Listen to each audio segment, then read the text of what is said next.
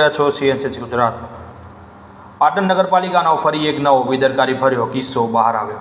પાટણના કાળજીવાળા વિસ્તારની અંદર છેલ્લા ઘણા ટાઈમથી ખરાબ પાણી રોડ રસ્તા ઉપર આવે છે।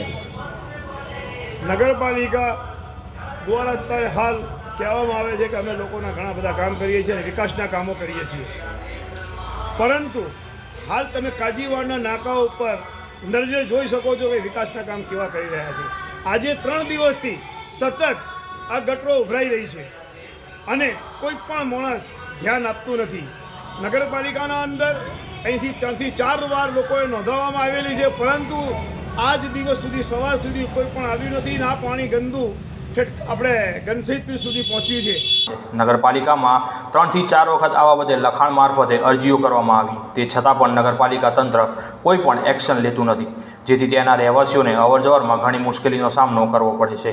બાળકોને રોડ રસ્તા પર ફરવામાં પણ મુશ્કેલી પડી રહી છે। આવી રીતે પાટણ નગરપાલિકા પાટણનો વિકાસ કરી રહી છે। અત્યારે અમારો પવિત્ર માસ રમઝાન ચાલી રહ્યું છે, ત્યારે અત્યારે લોકો નમાઝ પડવા મસ્જિદોમાં જતા હોય એટલે ગંદા પાણીમાં થઈને જવું પડે છે। ખરેખર એક નગરપાલિકાને ટીકા પાત્ર ગણાવાય। ત્યારે કાળી બજારના અંદર પણ અમારે યાસીનભાઈના મકાન પાસે એક ગટર ઉભરાય છે, એ પણ આજે 4-5 દિવસથી ઉભરાય છે, ત્યાં પણ કોઈ ગટર ઉભરાતી ને કોઈ કરવા જતું નથી। ત્યાં અમારો મોટો મદ્રસો આવેલો છે, બાળકો પડવા જતા હોય। નગરપાલિકા વિકાસ કરી રહી છે એવું ખાલી શબ્દો અને મીડિયાના માધ્યમથી પોતાનો ખોટો માત્ર ને માત્ર પ્રચાર કરી રહ્યું છે। આવી બેદરકારી કેટલા સમય સુધી નાગરિકોએ ભોગવવી પડશે?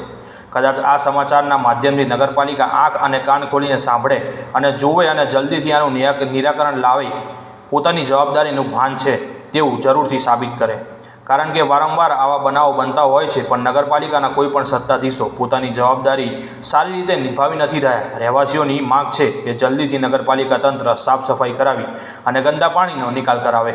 પડવા જતા હોય, નમાઝ પડવા જતા હોય ને ગંદા પાણીમાં થઈને જવું પડે છે। એવું ને એવું રાજકારણવાળા જનતા હોસ્પિટલના ત્યાં પણ એક સ્કૂટર ઉભરાય છે, ત્યાં પણ કોઈ કરતું નહીં। તો નગરપાલિકાને કહીએ વિકાસના કામો આવી રીતે ના કરાય। વિકાસ કરવું હોય તો લોકોના મુદ્દામાં થવું જોઈએ કે આ કામ નગરપાલિકાએ અમારું કર્યું છે, પરંતુ તમે જઈ અને આ ગટરોનું તાત્કાલિક ધોરણે કામ થાય જેનાથી લોકોને હાલાકી ભોગવવી પડે છે એ ભોગવવી ન પડે। મારું નામ ભુરાભાઈ સૈયદ, પ્રદેશ મંત્રી, minority department. Bureau chief CNCC Gujarat, Patan.